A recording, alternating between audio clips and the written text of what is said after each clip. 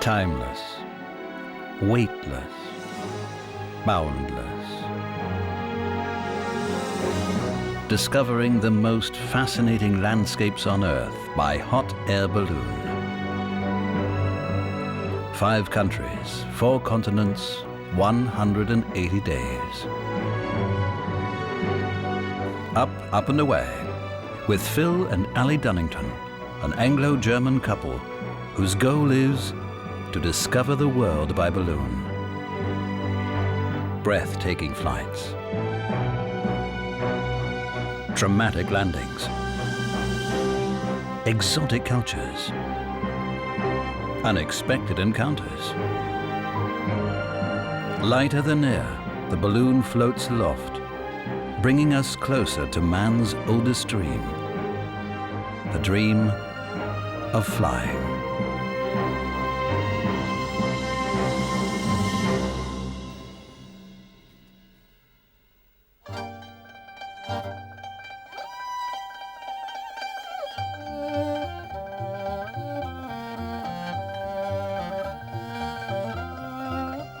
Mongolia. For the first time, Phil and Ali Dunnington are heading for the skies above this fascinating country. As a professional tour guide, Ali knows Mongolia, but this expedition will be a first for her and her husband, Phil.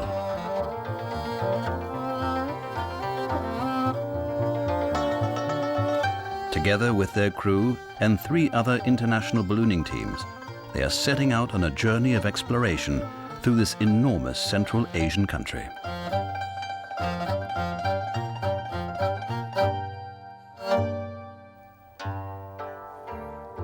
Their aim is to conquer the skies where no hot air balloon has gone before.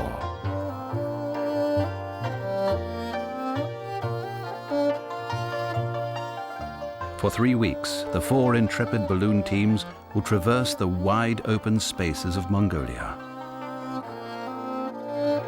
More than 3,000 kilometers lie before them. The vast Gobi Desert, bleak rocky landscapes, and grassy steppes.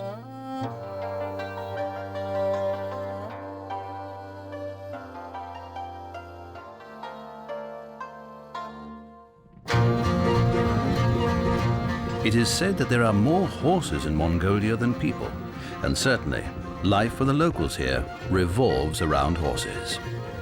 800 years ago, the Mongolian army conquered swathes of Asia and Europe on horseback. Their ruler, Genghis Khan, created the largest realm in history, with Mongolia as the center of his mighty empire. The glorious past has not been forgotten. The bronze Mongolian leader is still enthroned in front of the Houses of Parliament in the capital of Ulaanbaatar. Here, on the Great Square, is where our expedition members meet. They've traveled here from England, Germany, France, and Switzerland. It has taken a whole year to prepare, organizing the transportation of 4 balloons halfway around the world and getting countless permits granted. Ulaanbaatar is a very modern city, even down to the daily traffic jams. Around 1 million people live here, a third of the total population of Mongolia. But the balloonists aren't really interested in city life. They are itching to get out to the steppes. There are 8 vehicles in the convoy.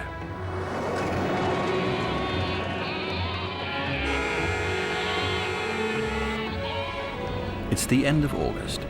The rainy season is just over, and the steppes are green.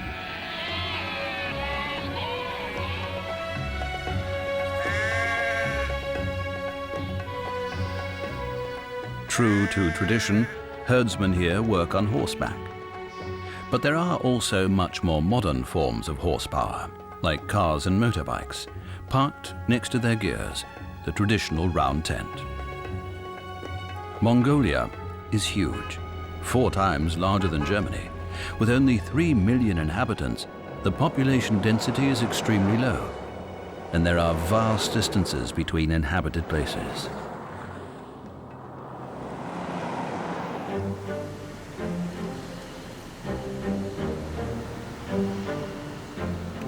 a 2-hour drive west of Ulaanbaatar, lies the starting point of their adventure.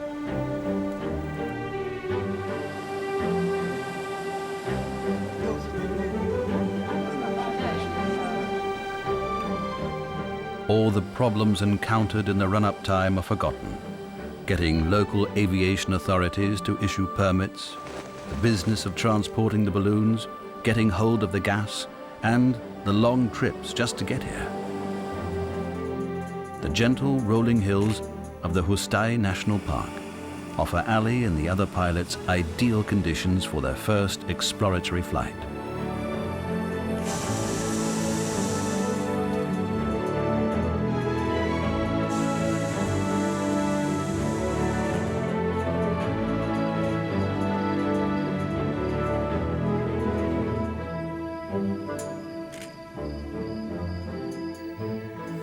But balloonists don't just want to fly high. They also like to demonstrate their skills closer to the ground. Contour flying is almost an art, keeping the balloon floating just inches away from the ground. The pilots regulate the heat inside the balloon with blasts from the burner, making it rise or sink. But they can't actually steer in the conventional sense. Their direction is determined by the wind alone, and each balloon drifts to a different landing site. The landing position, you actually have to face that way. Opposite to the direction. Ali is expecting a soft landing because of the light wind.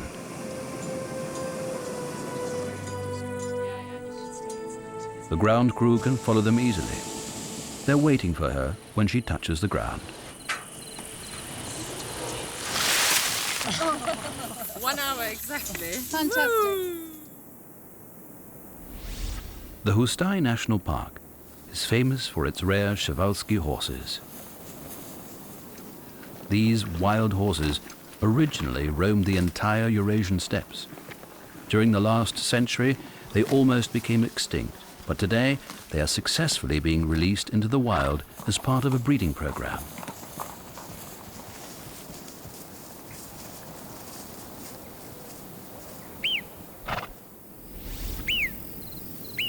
A loud whistling pierces the air here. This is the groundhog's warning signal of imminent danger. Because enemies, like these eagles, lurk everywhere.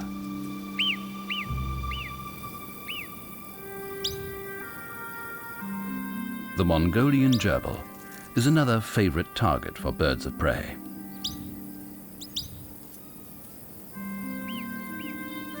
They have to be constantly vigilant. All their senses are primed for flight.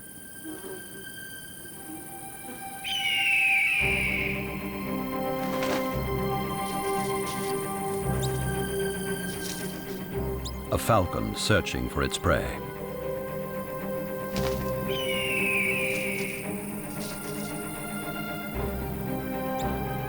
And the next predator is circling.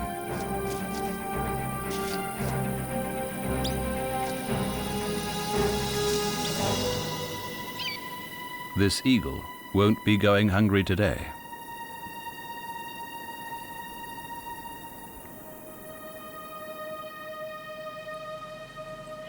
Bayan Gobi, a prairie paradise on the edge of the Gobi Desert.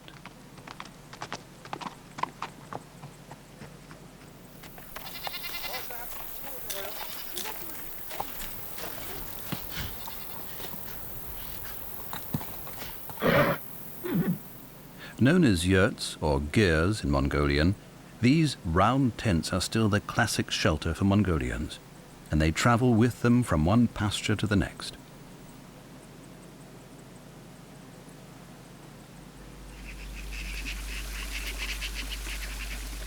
This oasis between scrubby steppe and desert offers everything the herdsmen need: water and juicy grass. Bayan Gobi is today's destination for the balloonists. At the end of a 4-hour journey in their minibuses, they are greeted by the sight of their accommodation. No comfortable hotel, but traditional Mongolian girs. Yeah, it's being towed, but it's not far away. It's behind us. These felt-covered tents normally house an entire family.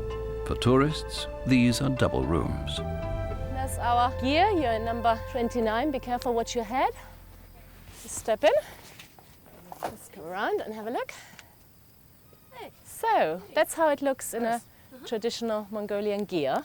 Gear is the traditional Mongolian word for something like the home, yeah? And it can be assembled within an hour or two.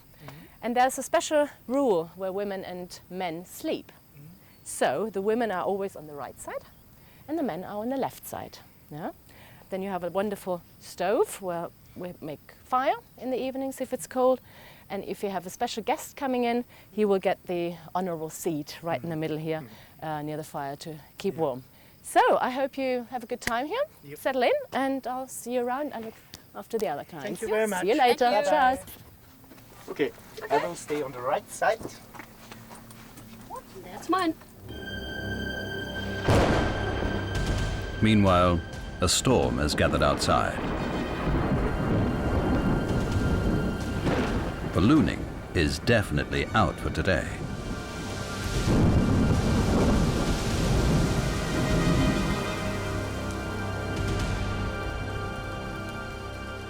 Luckily, the center of the storm passes across the distant dunes. Heavy hail showers are common here, often turning the dunes white.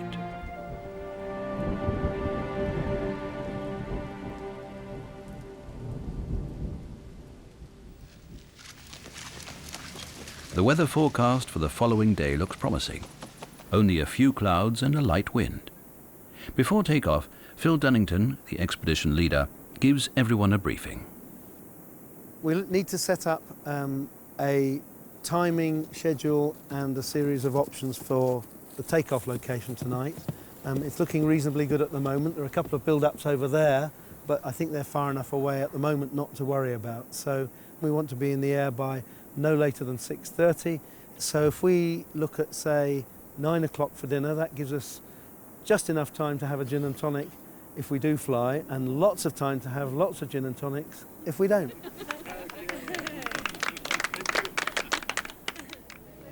A large level area near their overnight accommodation is chosen as the takeoff location. That's it, good. First, the baskets must be equipped with burners and gas cylinders. Then, the balloon envelopes are laid out pointing downwind.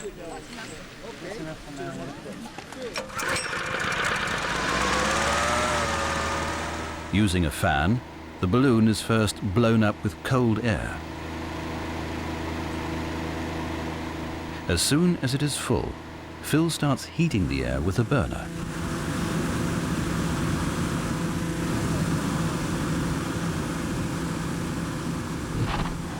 Only then does the balloon become light enough to take off. It is still tethered to one of the vehicles to stop it from flying off on its own, while Phil is making other preparations. I'm sure he can handle a horse if it does get smooth. The balloon towers more than 20 meters above them. When the temperature inside the balloon reaches over 90 degrees centigrade, it develops enough lift to carry 3 passengers through the air.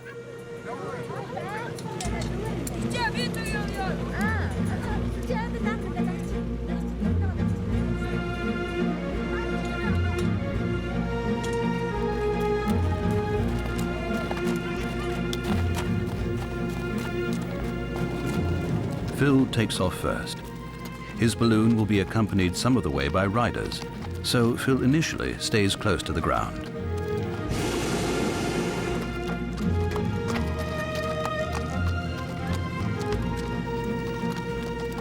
He has never had an escort like this before. Horses are generally terrified of the hissing balloon monsters in the sky. Well, here's the skeleton, though.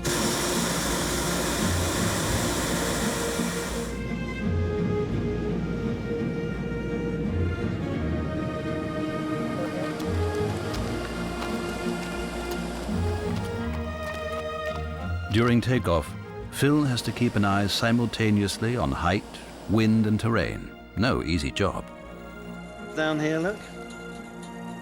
I think I'm going to be landing very shortly because otherwise we'll be right in the middle of all these sand dunes, and the area ahead looks very wet, so I'm going to be descending for a landing probably next 5 or 10 minutes. Fine. Are you talking to the other balloon? Over. Peter, Phil, I've got 50 degrees of right up here.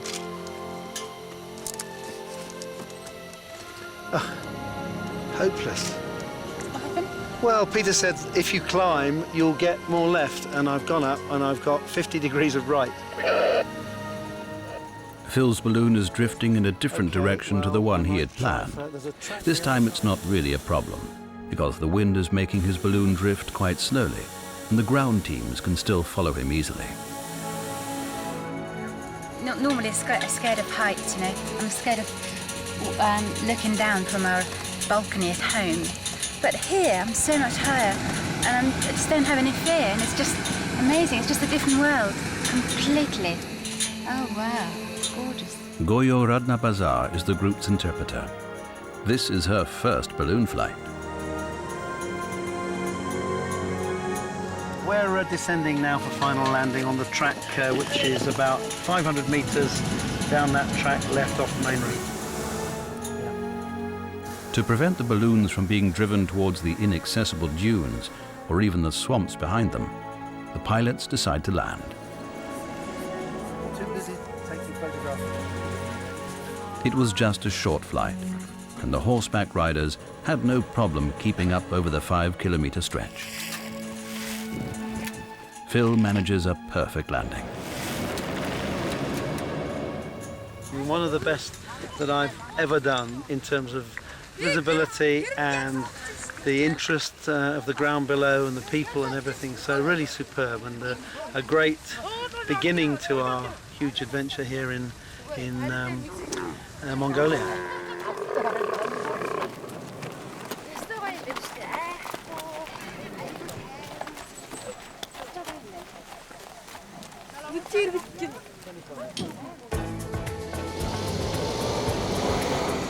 The convoy of balloonists, with all their kit and caboodle, sets off towards the northeast.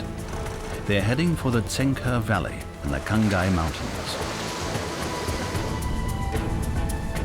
There aren't many paved roads around here.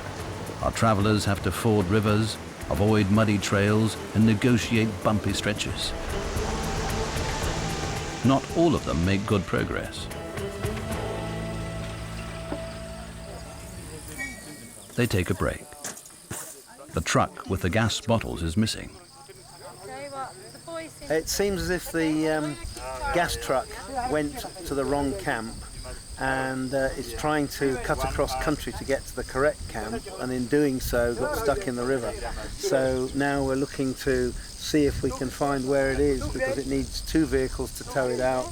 We're just having a look to see if we can identify where on the route it is stuck in the mud. So if you think it's a truck, that's about 4 to 1. So I think that's our better. to the right of it, to the left. At last, the search is successful.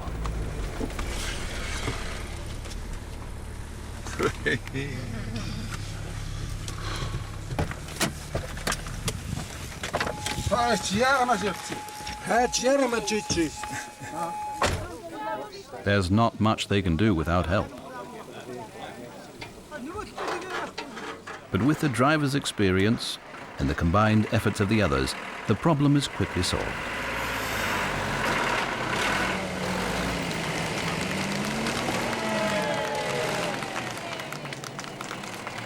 However, the group only reaches the camp right at the end of the Tsenker Valley after sunset.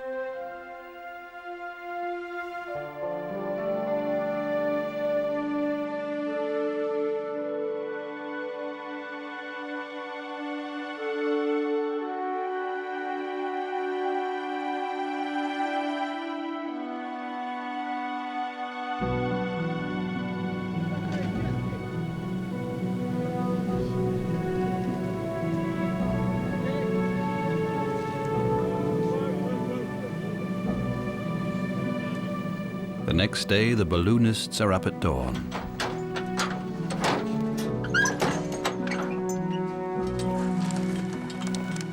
They have to get everything set up quickly.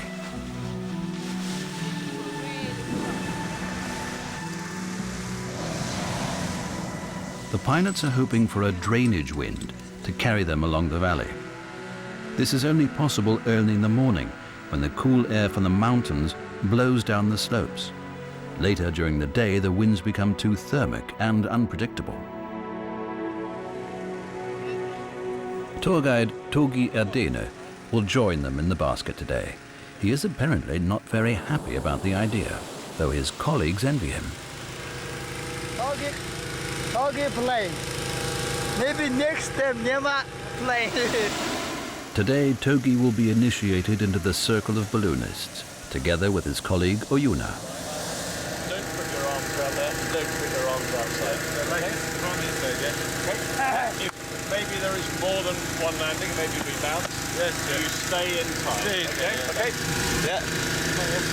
That's it. Enjoy the flight. Once pilot Richard Gieseling has explained the safety regulations to them, they're ready to go. All the balloons are ready before sunrise.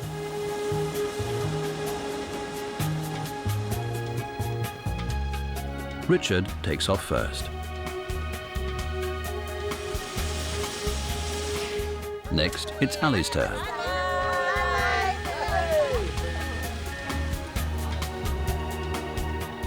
Then the Swiss pilot Adrian Held.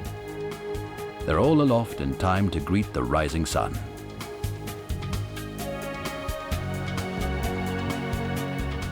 As planned, the wind blows the balloons quickly down the valley.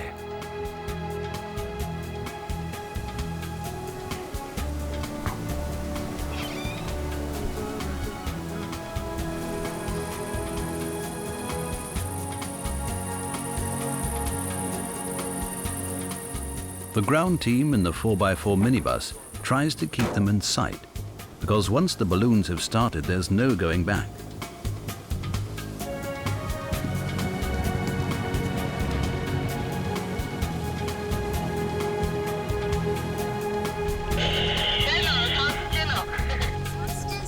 Every balloon has a ground crew with its own vehicle.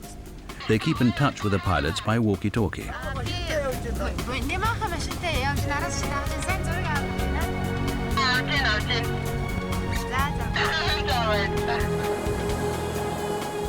The early start was worth it. The wind is ideal, carrying the balloons at just the right speed down the Tsenker Valley.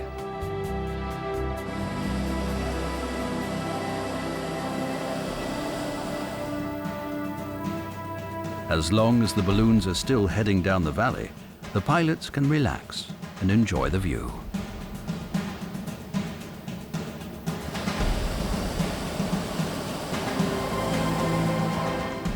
But it doesn't stay as straightforward as that.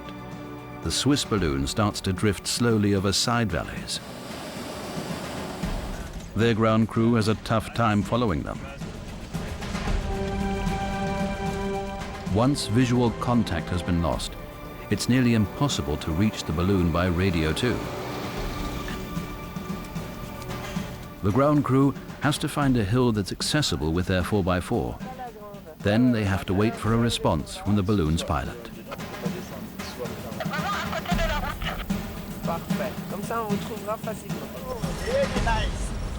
Meanwhile, Ali's following team has reached the designated landing site. It wasn't easy to find a good place in the somewhat confusing terrain, but Ali manages a precision landing here too. Wow, that was fantastic. Okay. Yeah, it was lovely. And she enjoyed it. Good. Fantastic. Adrian is still in the air. His ground crew can't find him in the maze of tributary valleys. Adrian is getting a little anxious. He wants to land, but the terrain here is anything but ideal. The wind starts to pick up, blowing them towards the trees.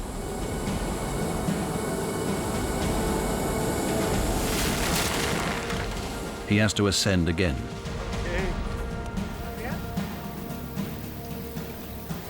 Adrian, catch me. While his team is searching for him. Adrian tries to come down again. This time, it has to work. at the same place where Ali landed, preferably. All of a sudden, the wind gets stronger.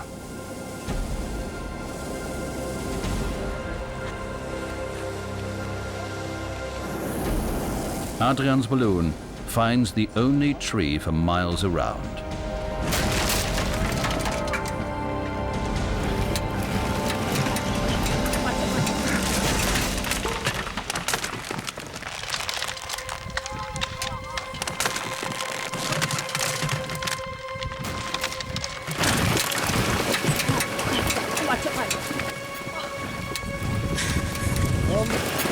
Hold us.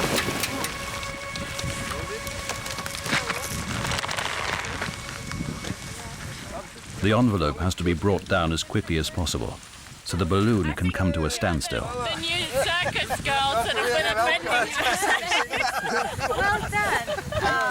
Also, das war so. Wow. Wir sind relativ schnell gewesen und das war ein kleines Stück, wo man landen konnte. Ich wollte nicht weiter. Deshalb haben wir den Baum genutzt, um zu bremsen. Das ist ein normales Manöver beim Ballonfahren. A good reason to pop a couple of corks. We come to the very noblesse. As dictated by its aristocratic past and the tradition of ballooning, Togi and Ayuna are elevated to the ballooning aristocracy. Balloonists, the noblesse society of balloonists. You know, the god of the balloonists brought us from Earth up in the high skies, from fire. And now Nice smoke. we have the honor Yeah. You get the to baptize you in the name, and you called from now on Freiherr von Zante Kamar. Congratulations.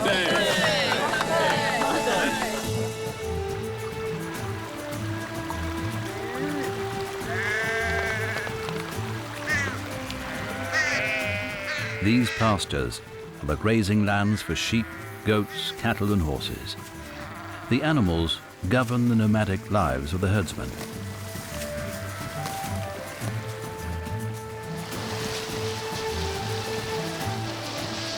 It's late afternoon. The balloonists have changed their mode of transport. They have been invited to the home of a nomadic family to share their evening meal.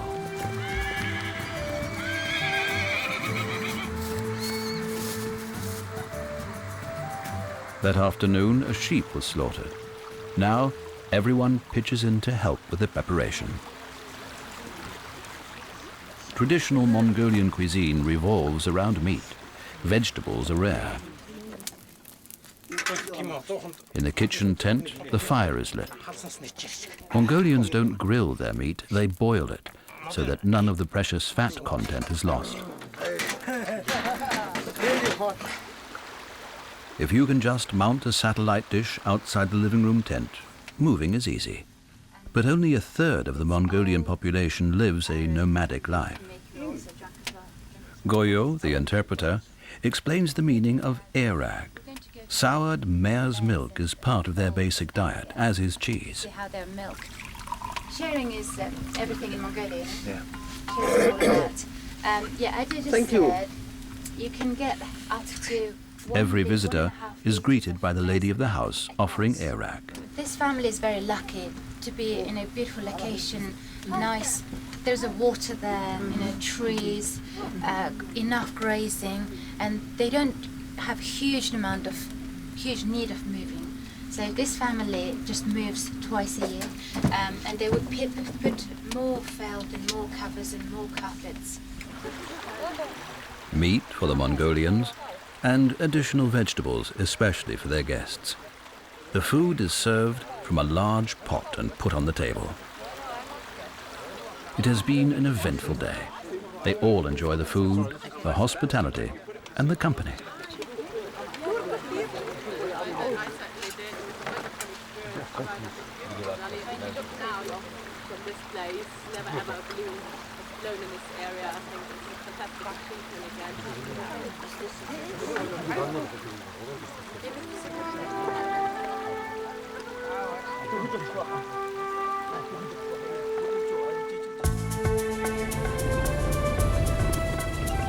The journey continues. Their next goal is the Gorki Terelj National Park.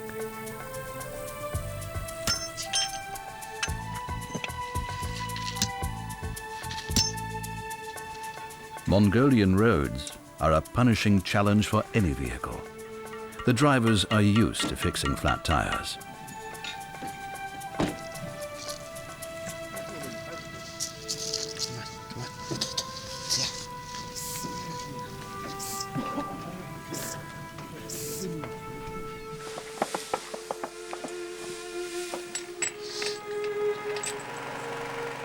Meanwhile, the balloonists want to start setting up.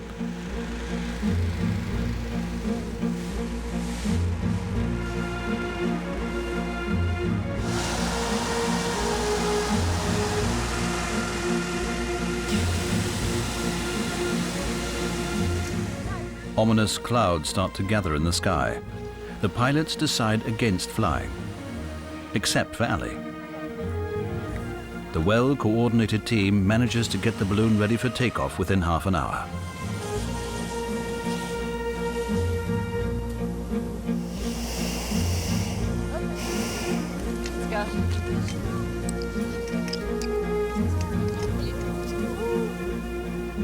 Ali didn't want to miss this flight for anything. After all, it is a pioneering flight. Wow, the first time a hot air balloon has ever flown in Gorki Terelj Natural Park.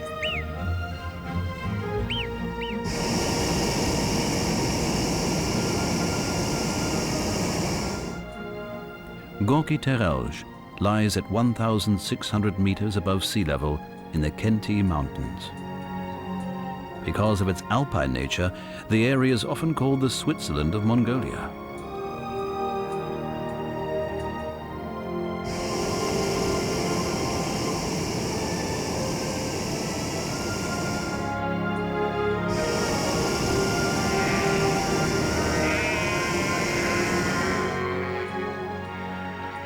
The hilly grasslands are highly prized pastures for the nomads.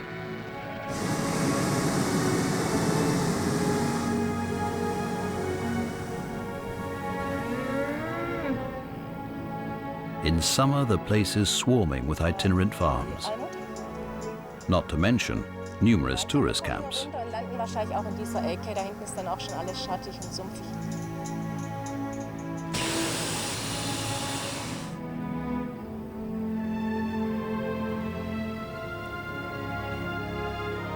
The national park is especially famous for its unusual rock formations.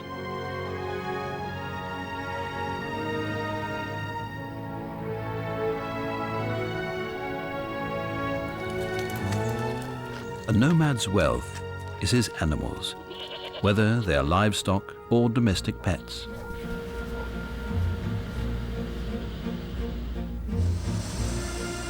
Ali searches for a favorable wind direction at various altitudes.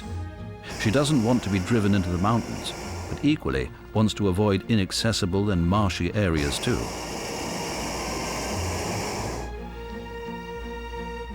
Despite the apparent glut of open spaces, it's not at all easy to find a suitable landing site where her crew can also retrieve her. At last, Ali drops anchor.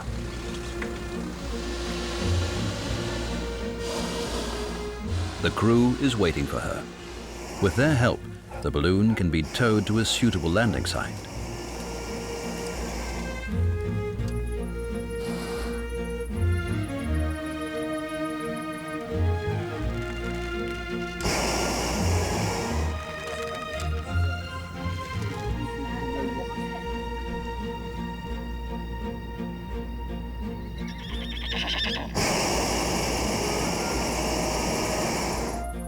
Lovely, huh? Yeah, yeah.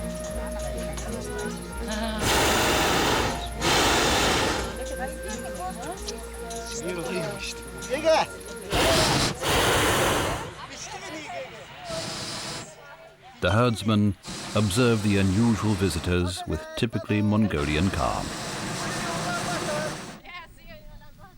We're flying that direction now. Oh, there's a bird coming now.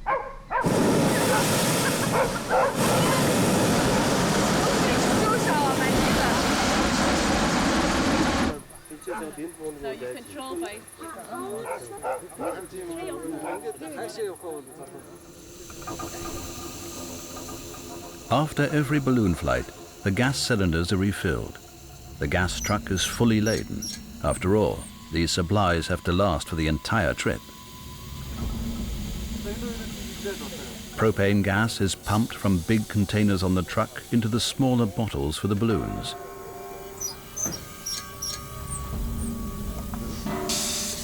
When white vaporized gas escapes from the cylinder, it's full. A full gas cylinder weighs around 30 kilograms. Loading them safely in place in the individual balloon baskets before every flight is a tiring job.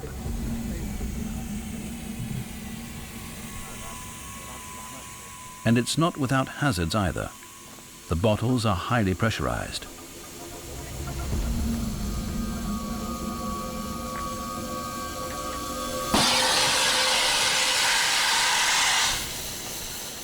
When a pipe bursts, it can be pretty scary. This time no damage is done. All is well, and they can soon carry on.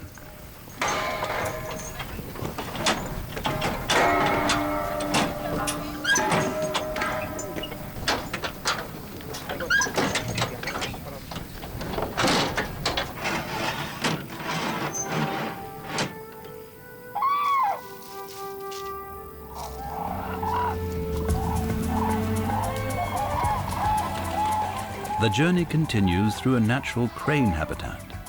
Swampy lowlands lure the birds here in summer.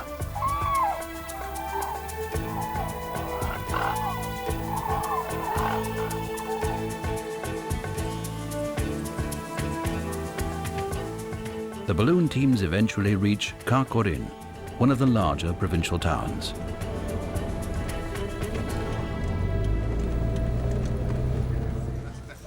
A little market provides nomads from near and far with their daily requisites. It's for the woman and... Warm clothing and boots are the most important, followed by tack for their horses, portable stoves, pots, and everything else one might need for a life out in the steppes.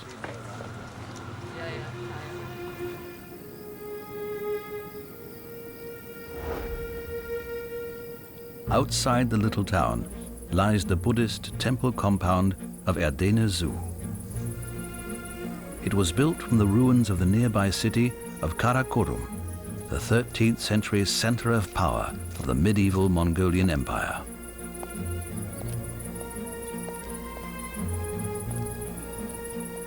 Around 1930, the Stalinist rulers razed the monastery almost to the ground.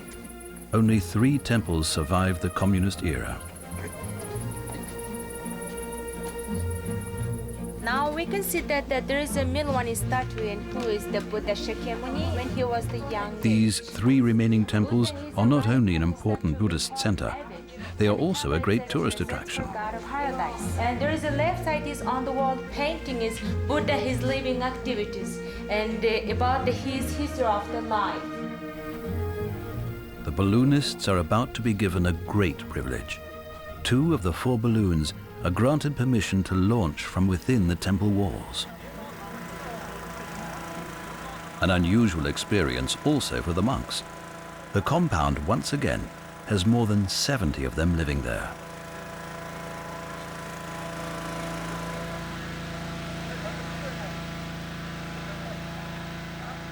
Outside the walls, Phil and Ali prepare for their flight. They want to launch at the same time as the other balloons and float over the temple compound together. Good. Calmly load up. But there's a delay. Adrian's balloon is still on the ground and the wind has changed. Now both basket and balloon have to be repositioned so that they are once again pointing downwind, or the balloon envelope will roll uncontrollably from side to side while it is being inflated.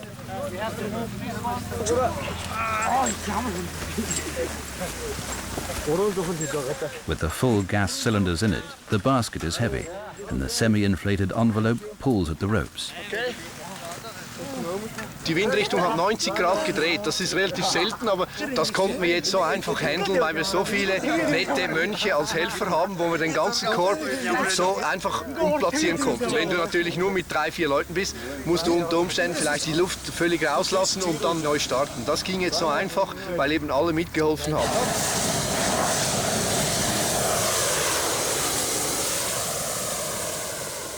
At last, they're ready. The balloons outside the temple walls start first.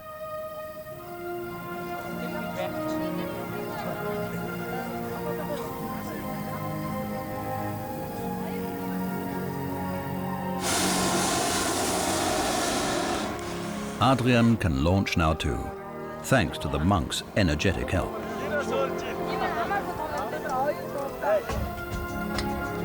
But the balloonists' plan to float directly over the historic temple compound doesn't work out. Because the wind changed, they only managed to drift past one side of it. But even so, the balloonists still get a unique view.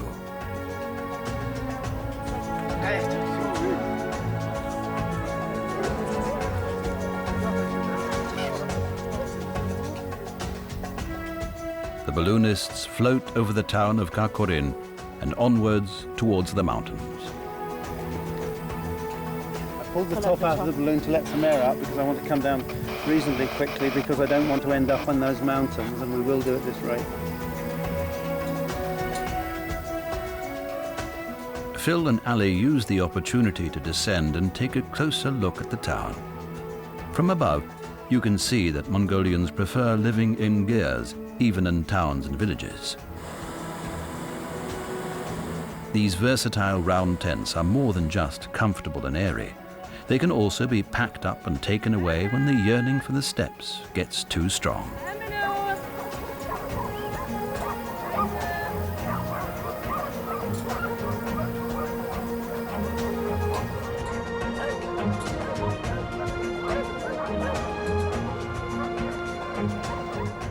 The pilots have to land just beyond the town.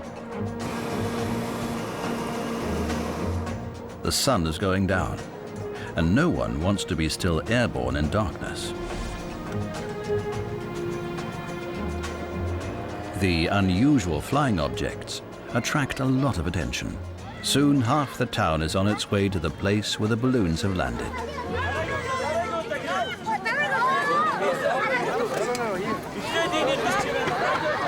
The children are especially curious. And after Adrian allows several of them to climb into the basket, there's no holding them back.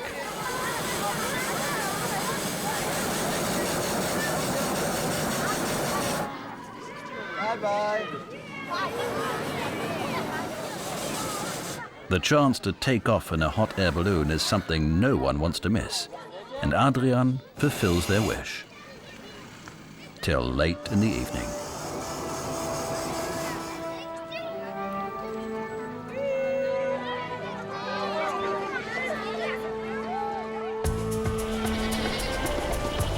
Next day, the group heads for the desert.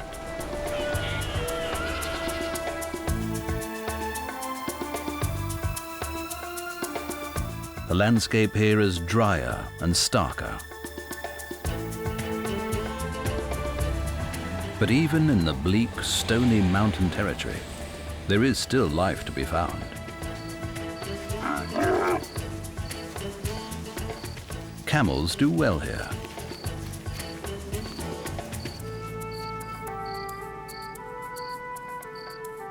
And all kinds of little animals live in between the rocks.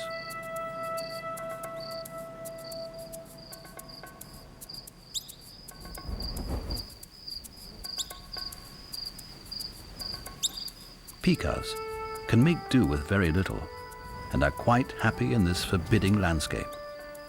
The rock fissures give them safe shelter from their predators.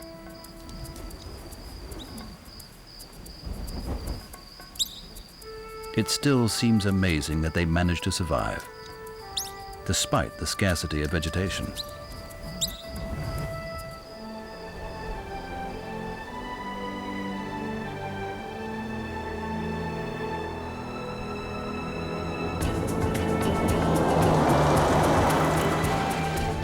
Hour after hour, the convoy of vehicles keeps moving.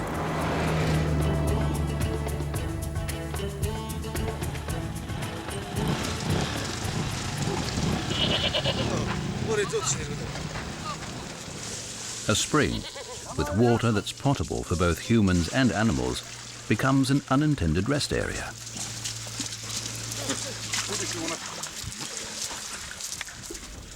The gas truck has a leaky tank.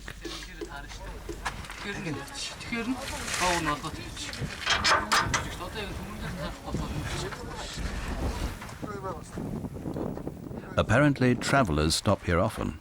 There's even a souvenir shop selling mostly local products, stones and bones collected in the area by nomads.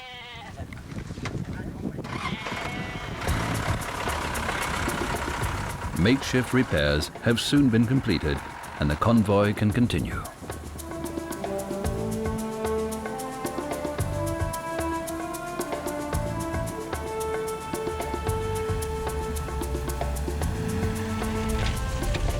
After a 10-hour journey, they arrive. They have reached the camp in the middle of the Gobi Desert.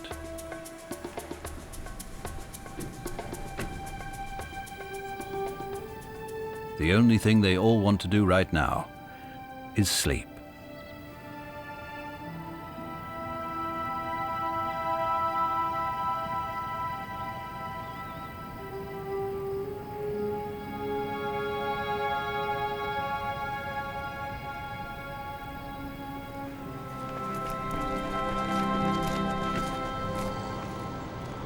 Shortly after sunrise, the group is already on its way to a balloon flight over the sand dunes of the Gobi Desert.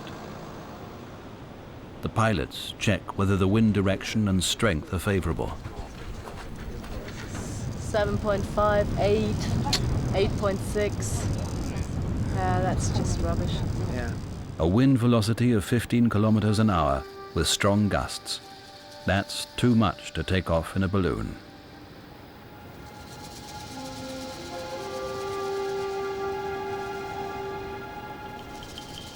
The crew decides to wait until the wind dies down.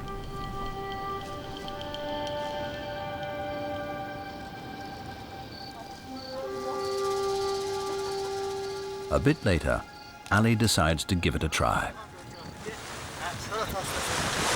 Helpers spread out a cloth to protect against the sand. Even though the gusts aren't that strong anymore. Okay, well, we'll give it a try. I'm not very confident that it will work. But...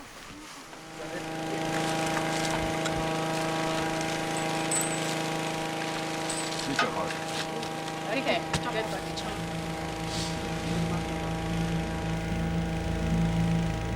It looks like it's going to work.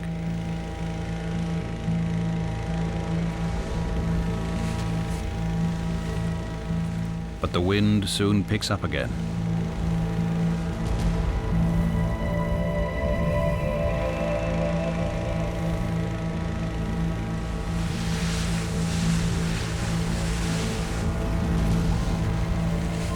Everything is still going to plan. Once the air is heated and the balloon aloft, Ali will have won.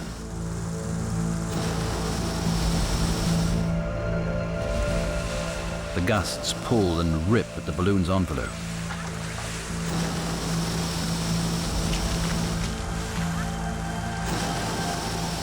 The big balloon can't be controlled any longer. Phil pulls the rip line, opening the parachute at the top end of the envelope. Hot air escapes and the situation is under control. Sorry. Nice try. Nice try, yeah. And that was it. No, it's just too gusty. Right, that showed you when not to inflate a balloon. It's just too gusty, and it wasn't meant to be.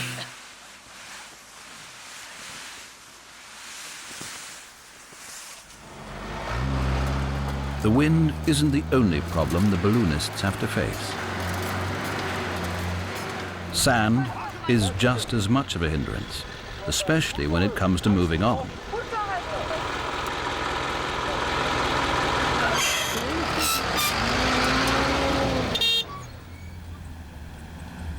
And they definitely want to move on. Out into the desert to a better place to launch their balloons. They have to have at least one more successful flight. Everyone knows what they're supposed to do.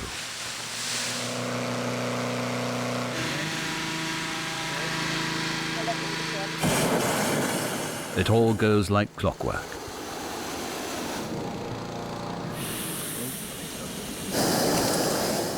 And off they go.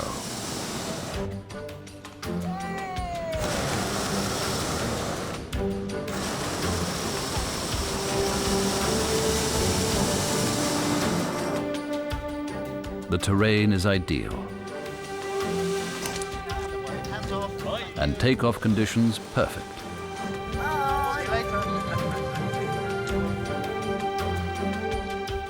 Arid steppes, as far as the eye can see.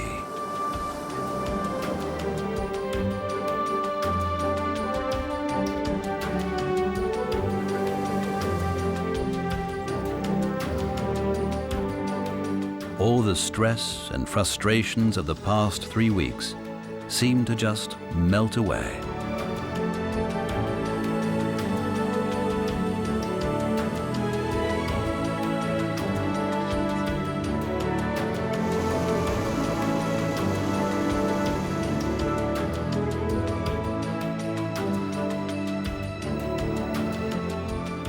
For one last time, they can marvel at the sheer endless expanses of Mongolia.